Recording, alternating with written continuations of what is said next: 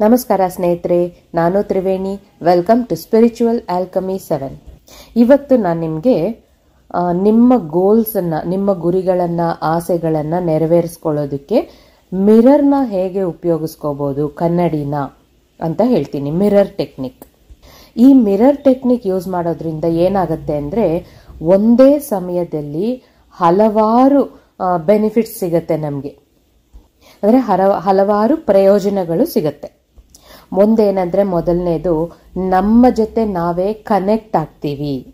ಎರಡನೇದು, ನಮ್ಮ ಒಳಗೆ ಅಡಗಿರುವಂತ ಎಲ್ಲ ಒತ್ತಡ ಕೂಡ ಕಡಿಮೆ ಆಗುತ್ತೆ. ಸ್ಟ್ರೆಸ್, ಟೆನ್ಷನ್ನು ಇವೆಲ್ಲ ಕೂಡ ಕಡಿಮೆ ಆಗುತ್ತೆ ಈ ಮಿರರ್ ಟೆಕ್ನಿಕ್ನ ಮಾಡೋದ್ರಿಂದ.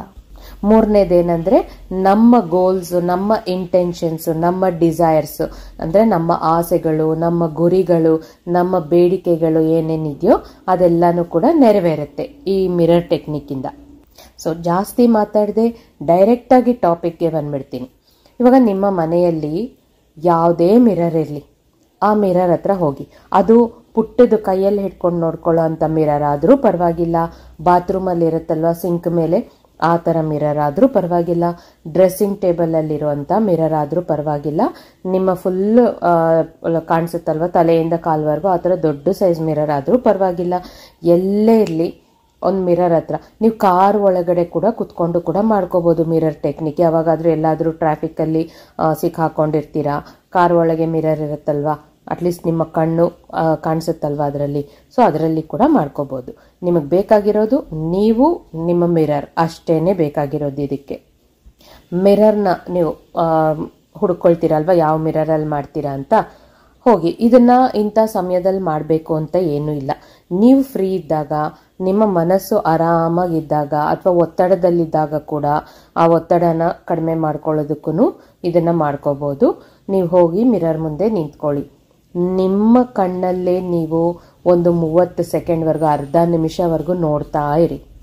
ನಿಮ್ಮ ಕಣ್ಣಲ್ಲೇ ನೀವು ನೋಡ್ತಾ ಇದ್ದಾಗ ಏನಾಗುತ್ತೆ ಗೊತ್ತಾ, ಏನೋ ಒಂಥರ ನೋಡೋದಕ್ಕೆ ಆಗಲ್ಲ, ಕಣ್ಣು ಮಿಟಕ್ಸ್ತೀರಾ ಅಥವಾ ಕಣ್ಣಲ್ಲಿ ಒಂಥರ ನವೆ ಆದಂಗೆ ಆಗತ್ತೆ. ತಕ್ಷಣ ಈ ಕಡೆ ಆ ಕಡೆ ನೋಡೋದಕ್ಕೆ ಶುರು ಮಾಡ್ಬಿಡ್ತೀರಾ.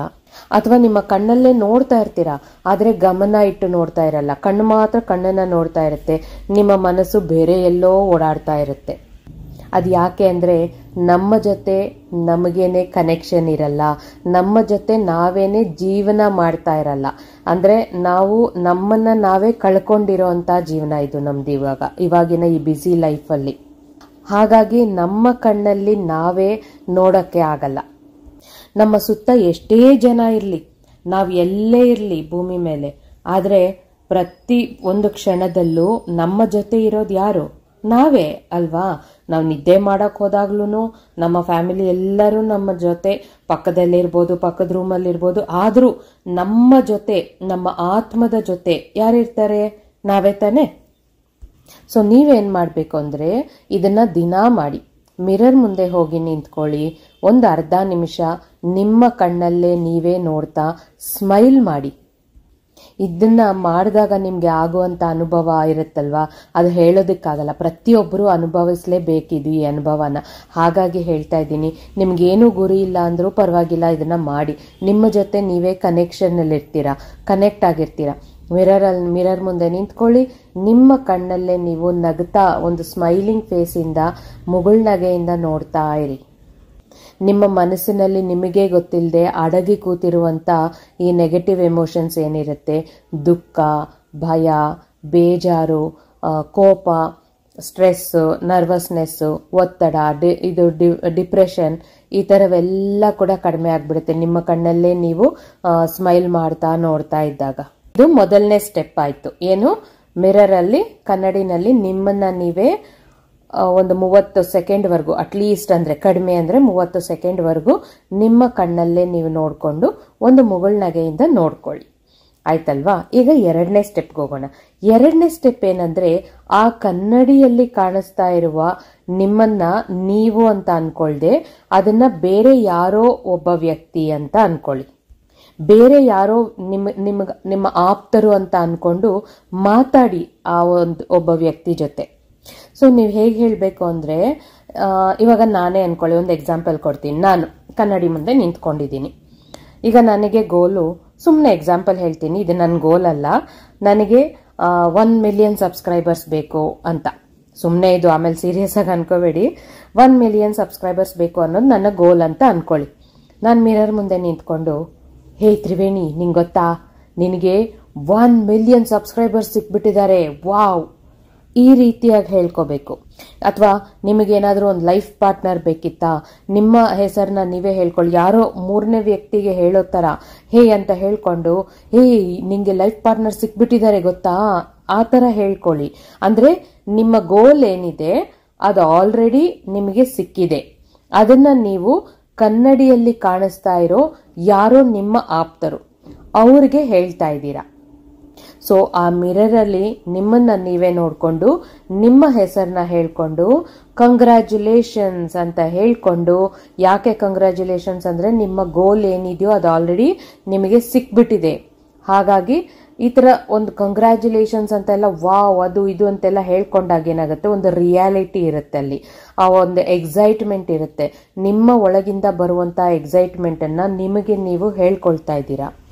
ಈಗ ಮೂರನೇ ಸ್ಟೆಪ್ ಏನಂದ್ರೆ, ನಿಮ್ಗೆ ನೀವೇ ಹೇಳ್ಕೊಳ್ತಾ ಇದ್ದೀರಾ. ನಿಮ್ಮ ಎದೆ ಮೇಲೆ ಕೈ ಇಟ್ಕೊಂಡು ನೀವೇ ನಿಮ್ಮ ಗೋಲ್ ಏನಿದೆಯೋ, ಇವಾಗ ನಾನೊಂದು ಸಣ್ಣ ಎಕ್ಸಾಂಪಲ್ ಹೇಳಿದೆ ಅಲ್ವಾ, ನನಗೆ 1 ಮಿಲಿಯನ್ ಸಬ್ಸ್ಕ್ರೈಬರ್ಸ್ ಸಿಕ್ಬಿಟ್ಟಿದ್ದಾರೆ ಯೂಟ್ಯೂಬ್ ಅಲ್ಲಿ ಅಂತ. ಇವಾಗ ನನ್ನ ಎದೆ ಮೇಲೆ ಕೈ ಇಟ್ಕೊಂಡು ನಾನೇ ಥರ್ಡ್ ಸ್ಟೆಪ್ ಇದು, ಮಿರರ್ ಅಲ್ಲಿ ನೋಡ್ಕೊಂಡು, ನನಗೆ ನನ್ನ ಯೂಟ್ಯೂಬ್ ಅಲ್ಲಿ 1 ಮಿಲಿಯನ್ ಸಬ್ಸ್ಕ್ರೈಬರ್ಸ್ ಸಿಕ್ಬಿಟ್ಟಿದ್ದಾರೆ, ವಾವ್ ಅಂತ ನನಗೆ ನಾನೇ ಹೇಳ್ಕೊಳ್ಳೋದು. ಈ ರೀತಿ ನಿಮ್ಮ ಗೋಲ್ ಆಲ್ರೆಡಿ ನಿಮಗೆ ಸಿಕ್ಕಿದೆ. ಫಸ್ಟ್ ಪಾಯಿಂಟ್ ನಿಮ್ಮ ಕಣ್ಣಲ್ಲಿ ನೋಡ್ಕೊಂಡ್ರಿ. ಸೆಕೆಂಡ್ ಪಾಯಿಂಟ್, ಕನ್ನಡಿಯಲ್ಲಿ ಕಾಣಿಸ್ತಾ ಇರೋ ವ್ಯಕ್ತಿ ಯಾರೋ 3ನೇ ವ್ಯಕ್ತಿ ಅಂತ ಅನ್ಕೊಂಡು ನಿಮ್ಮ ಗೋಲ್ ಏನಿದೆಯೋ ಅದು ಆ ವ್ಯಕ್ತಿಗೆ ಸಿಕ್ಕಿದೆ ಅಂತ ಕಂಗ್ರ್ಯಾಚುಲೇಷನ್ಸ್ ಹೇಳಿದ್ರಿ. 3ನೇ ಸ್ಟೆಪ್ ಏನು ಅಂದ್ರೆ, ನಿಮಗೆ ನೀವೇ ಆ ಗೋಲ್ ಸಿಕ್ಕಿದೆ ಅಂತ ಹೇಳ್ಕೊಳ್ತಾ ಇದ್ದೀರಾ. ಈಗ ಸ್ಟೆಪ್ 4, ಇದು ಎಲ್ಲದಕ್ಕಿಂತ ತುಂಬಾ ತುಂಬಾ ಮುಖ್ಯವಾದ ಸ್ಟೆಪ್. ಇದೇನಂದ್ರೆ, ನಿಮ್ಮ ಒಳಗೆ ಯಾವ್ದಾದ್ರೂ ಒಂದು ನೆಗೆಟಿವ್ ಎನರ್ಜಿ ಇದ್ರೆ ಅದನ್ನ ರಿಲೀಸ್ ಮಾಡೋದು. ಅದು ಹೇಗೆ ಅಂದ್ರೆ, ಈಗ ನಮ್ಮಲ್ಲಿ ನಮ್ಮ ಗೋಲ್ ಕುರಿತು ನಾವು ಏನೋ ಒಂದು ಈ ಹಿಂದೆ ನೆಗೆಟಿವ್ ಆಗಿ ಮಾತಾಡಿರ್ಬೋದು ಅಥವಾ ನೆಗೆಟಿವ್ ಆಗಿ ಯೋಚನೆ ಮಾಡಿರ್ಬೋದು. ಈಗ ಅದನ್ನ ನಾವು ಕರೆಕ್ಟ್ ಮಾಡ್ಕೊಳಕ್ ಆಗಲ್ವಲ್ಲ. ನಾವ್ ಏನ್ ಯೋಚನೆ ಮಾಡಿರ್ತೀವಿ ಯಾವುದೋ ಒಂದು ಜ್ಞಾನದಲ್ಲಿ ಅಂತ ಕೂಡ ನಮ್ಗೀಗ ಅರಿವಿರಲ್ಲ, ಗೊತ್ತಿರಲ್ಲ. ಹಾಗಾಗಿ ನಮ್ಮನ್ನ ನಾವೇ ನೋಡ್ಕೊಳ್ತಾ ಮನಸಾರೆ ಹೋಪನೋಪನೋ ಪ್ರೇಯರ್ನ ಹೇಳ್ಕೊಳ್ತೀವಿ. I am so sorry, please forgive me, thank you, I love you ಅಂತ 11 ಸಲ ಅಥವಾ 21 ಸಲ ಈ ರೀತಿ ಯಾವುದಾದ್ರೂ ಒಂದು ಎನರ್ಜೆಟಿಕ್ ನಂಬರ್ ತಗೊಳ್ಳಿ, ಅಷ್ಟು ಸಲ ಹೇಳ್ಕೊಳ್ಳಿ. ಈ 4 ಫ್ರೇಸಸ್ನ ಹೇಳೋವಾಗ, ಹೋಪನೋಪನೋ ಪ್ರೇಯರ್ನ ಹೇಳೋವಾಗ ನಿಮ್ಮ ಕಣ್ಣಲ್ಲೇ ನೀವು ನೋಡ್ಕೊಳ್ಳಿ. ಯಾಕೆಂದ್ರೆ ನಿಮ್ಮ ಕಣ್ಣಲ್ಲೇ ನೀವು ನೋಡಿ ಹೇಳಿದಾಗ ಈ ವರ್ಡ್ಸು ಡೈರೆಕ್ಟ್ ಆಗಿ ನಿಮಗೆ ಕನೆಕ್ಟ್ ಆಗುತ್ತೆ. ನಾವು ದಿನ ಹೇಳ್ಕೊಳ್ತೀವಲ್ಲ ಈ ಪ್ರೇಯರ್, ನಮ್ಮ ಇನ್ನರ್ ಚೈಲ್ಡ್ಗೆ ಅಥವಾ ಮನಿಗೆ ಅಥವಾ ರಿಲೇಶನ್ಶಿಪ್ಗೆ ಯಾವುದಕ್ಕೋ ಒಂದಕ್ಕೆ ಹೇಳ್ಕೊಳ್ತಾನೆ ಇರ್ತೀವಿ ಅಲ್ವಾ.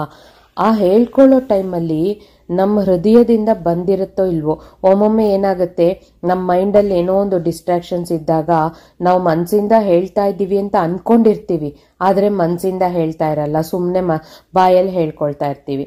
ಹಾಗಾಗಿ ಈ ಮಿರರ್ ಟೆಕ್ನಿಕ್ ಅಲ್ಲಿ ನಾವು ನಮ್ಮ ಕಣ್ಣಲ್ಲೇ ನೋಡ್ಕೊಂಡು ಹೇಳಿದಾಗ ಡೈರೆಕ್ಟ್ ಆಗಿ ಅದು ನಮ್ಮ ಸಬ್ ಕಾನ್ಶಿಯಸ್ ಮೈಂಡ್ಗೆನೆ ರೀಚ್ ಆಗುತ್ತೆ. ನಿಮ್ಗೊಂದು ಗೊತ್ತಾ, ಈ ಸೆಲೆಬ್ರಿಟೀಸ್ ಇದಾರಲ್ವಾ, ಅವರಲ್ಲಿ 3/4 ಜನ ಲಾ ಆಫ್ ಅಟ್ರಾಕ್ಷನ್ ನ ಯೂಸ್ ಮಾಡ್ತಾರೆ. ಎಸ್ಪೆಷಲಿ ಮಿರರ್ ಟೆಕ್ನಿಕ್ ನ ಅಂತೂ ಖಂಡಿತ ಯೂಸ್ ಮಾಡೇ ಮಾಡ್ತಾರೆ. ಅವರನ್ನ ಅವರು ಮೋಟಿವೇಟ್ ಮಾಡ್ಕೊಳ್ಳೋಕೋಸ್ಕರ, ಅವರು ಈಗ ಅವ್ರಿಗೆ ಹೊರಗಡೆ ಎಷ್ಟೊಂದು ನೆಗೆಟಿವಿಟೀಸ್ ಬರ್ತಾ ಇರುತ್ತೆ, ನೆಗೆಟಿವ್ ಕಾಮೆಂಟ್ಸ್ ಬರ್ತಾ ಇರುತ್ತೆ, ಜನಗಳು ನೆಗೆಟಿವ್ ಆಗಿ ಮಾತಾಡ್ಕೊಳ್ತಾ ಇರ್ತಾರೆ. ಇದನ್ನೆಲ್ಲ ಎದುರಿಸ್ಕೋಬೇಕಲ್ವಾ ಅವರು.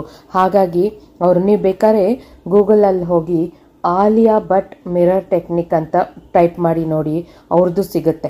ಅಂದ್ರೆ ಅವ್ರು ಹೇಳಿದ್ದಾರೆ ಅವ್ರು ಹೇಗೆ ಮಿರರ್ ಟೆಕ್ನಿಕ್ ನ ಯೂಸ್ ಮಾಡ್ತಾರೆ ಅಂತ. ಬರೀ ಆಲಿಯಾ ಭಟ್ ಮಾತ್ರ ಅಲ್ಲ, ತುಂಬಾ ಜನ ಸೆಲೆಬ್ರಿಟೀಸ್ ಇದನ್ನ ಯೂಸ್ ಮಾಡ್ತಾರೆ. ನಮ್ಮ ಟಿವಿ ಆರ್ಟಿಸ್ಟ್ ಕೂಡ ಯೂಸ್ ಮಾಡ್ತಾರೆ ಈ ಮಿರರ್ ಟೆಕ್ನಿಕ್ ನ. ಸೀರಿಯಲ್ ಆರ್ಟಿಸ್ಟ್ಗಳು ಮತ್ತೆ ಹೀರೋಯಿನ್ಗಳು, ಹೀರೋಗಳು, ಈ ರೀತಿ ಕ್ರಿಕೆಟರ್ಸ್ ಕೂಡ ಅಷ್ಟೇ, ಅವರಲ್ಲೂ ತುಂಬಾ ಜನ ಇದನ್ನ ಯೂಸ್ ಮಾಡ್ತಾರೆ.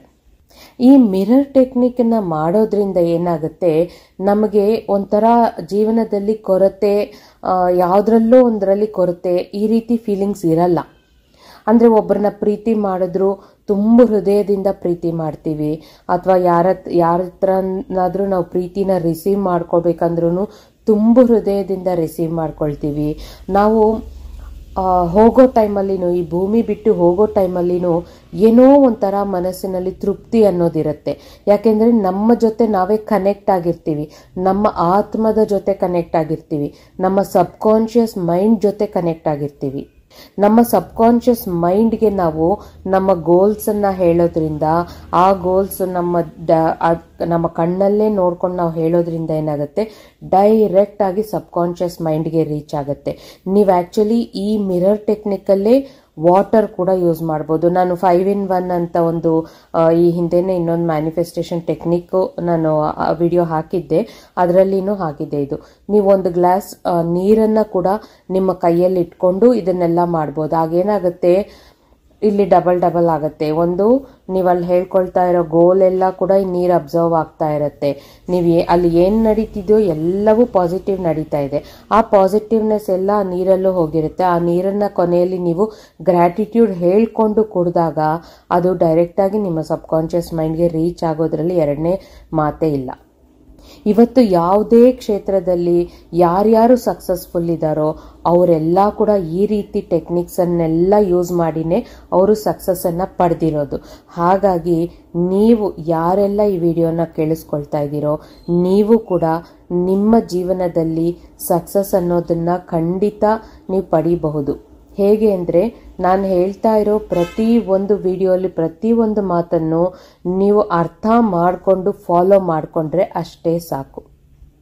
ನಿಮಗೆ ಈ ಮಿರರ್ ಟೆಕ್ನಿಕ್ ಬರೀ ಗೋಲ್ಸನ್ನು ಪಡೆಯೋದಕ್ಕೆ ಅಂತ ಮಾತ್ರ ಅಲ್ಲದೆ, ನೀವೇನಾದರೂ ಸಡನ್ನಾಗಿ ಏನೋ ಒಂದು ಇನ್ಸಿಡೆಂಟ್ ನಡೆಯುತ್ತೆ ಮನೆಯಲ್ಲಿ, ಅಥವಾ ಯಾರ ಜೊತೆನೂ ಜಗಳ ಆಗುತ್ತೆ, ಏನೋ ಒಂಥರ ಆಗುತ್ತೆ, ಮನಸ್ಸು ತುಂಬ ಒಂಥರ ನೋವಾಗತ್ತೆ, ಅಂಥ ಟೈಮಲ್ಲಿ ಕೂಡ ನೀವು ಈ ರೀತಿ ಮಾಡ್ಬೋದು. ಮಿರರ್ ಮುಂದೆ ನಿಂತ್ಕೊಂಡು ನಿಮ್ಮ ನೋವನ್ನೆಲ್ಲ ತೆಗೆದು ಹಾಕ್ಬಿಡ್ಬೋದು. ಹೊಪನೊಪನೋ ಪ್ರೇಯರ್ ಮಾಡ್ಕೊಳ್ಳಿ, ನಿಮ್ಮ ಕಣ್ಣಲ್ಲೇ ನೋಡಿಕೊಂಡು ನಿಮ್ಮ ಗೋಲ್ ಕಡೆ ಗಮನ ಹರಿಸಿ. ಈಗ ಏನು ಇನ್ಸಿಡೆಂಟ್ ನಡೆದಿದೆ ಅದನ್ನು ಬಿಟ್ಬಿಡಿ, ಅಲ್ಲಿಗೆ ನಿಮ್ಮ ಗೋಲನ್ನು ನೆನಪು ಮಾಡಿಕೊಂಡು ನಿಮ್ಮ ಗೋಲ್ನ ಕಡೆ ನಿಮ್ಮ ಮೈಂಡನ್ನು ಗಮನ ಹರಿಸ್ಬಿಟ್ರೆ ಮೈಂಡ್ ಆಟೋಮ್ಯಾಟಿಕ್ ಆಗಿ ಚೇಂಜ್ ಆಗುತ್ತೆ. ಪ್ಲಸ್ ನಿಮ್ಮಲ್ಲಿ ಈಗ ನಡೆದಿರುವ ಆ ಇನ್ಸಿಡೆಂಟ್ನ ಒಂದು ಏನಾದರೂ ಆ ಇನ್ಸಿಡೆಂಟು ಸಬ್ಕಾನ್ಷಿಯಸ್ ಮೈಂಡ್ಗೆ ರೀಚ್ ಆಗದೇ ಇರುತ್ತೆ. ಯಾಕೆಂದರೆ ಒಂದೊಂದ್ಸಲ ನೋವಾದಾಗ ಅದು ಆ ನೋವಾಗಿದ್ದ ಆ ಇನ್ಸಿಡೆಂಟ್ ಏನಿದೆ ಸಬ್ಕಾನ್ಷಿಯಸ್ ಮೈಂಡ್ಗೆ ರೀಚ್ ಆಗಿಬಿಡುತ್ತೆ. ಸಬ್ಕಾನ್ಷಿಯಸ್ ಮೈಂಡ್ಗೆ ರೀಚ್ ಆಗಿಬಿಟ್ರೆ ನಮ್ಮ ಮ್ಯಾನಿಫೆಸ್ಟೇಷನ್ಸ್ ಎಲ್ಲವೂ ಅಲ್ಲಿಂದ ಅಲ್ಲಿಗೆ ನಿಂತೋಗ್ಬಿಡುತ್ತಲ್ವಾ. ಹಾಗಾಗಿ ನೀವು ಯಾವಾಗಾದರೂ ಏನಾದರೂ ಒಂದು ಇನ್ಸಿಡೆಂಟ್ ಆಯಿತು, ಅದರಿಂದ ತುಂಬ ಬೇಜಾರಾಯಿತು, ಭಯ ಆಯಿತು, ದುಃಖ ಆಯಿತು, ಈ ರೀತಿ ಏನಾದರೂ ಆಯಿತು ಅಂದರೆ ಇಮಿಡಿಯೇಟಾಗಿ ಒಂದು ಮಿರರ್ ಮುಂದೆ ನಿಂತ್ಕೊಳ್ಳಿ. ಅಥವಾ ನೀವು ಎಲ್ಲೋ ಹೊರಗಡೆ ಇದ್ದೀರಾ, ಮಿರರ್ ಇಲ್ವಾ, ನಿಮ್ಮ ಫೋನಲ್ಲಿ ಕ್ಯಾಮೆರಾ ಓಪನ್ ಮಾಡ್ಕೊಳ್ಳಿ, ಫ್ರಂಟ್ ಕ್ಯಾಮೆರಾ ಓಪನ್ ಮಾಡಿಕೊಂಡು ನಿಮ್ಮ ಕಣ್ಣಲ್ಲೇ ನೀವು ನೋಡಿಕೊಂಡು ಈ ಹೊಪನೊಪನೋ ಪ್ರೇಯರ್ನ ಹೇಳ್ಕೊಳ್ಳಿ. ನಿಮ್ಮ ಮನಸ್ಸು ಇಮಿಡಿಯೇಟಾಗಿ ಎಷ್ಟು ಶಾಂತವಾಗುತ್ತೆ ಗೊತ್ತಾ. ಆ ಇನ್ಸಿಡೆಂಟ್ ಬಗ್ಗೆ ನಿಮಗೆ ನೆನೆಸ್ಕೊಂಡ್ರು ಜಸ್ಟ್ ಒಂದು ಮುಗುಳ್ನಗೆ ಬರುತ್ತೆ, ಹೀಗಾಯ್ತಾ, ಸರಿ ಆಯಿತು, ಏನು ಮಾಡೋಕ್ಕಾಗಲ್ಲ ಅಂತ. ನಿಮಗೆಲ್ಲ ಒಂದು ಹೋಮ್ವರ್ಕ್ ಕೊಡಲಾ ನಾನು?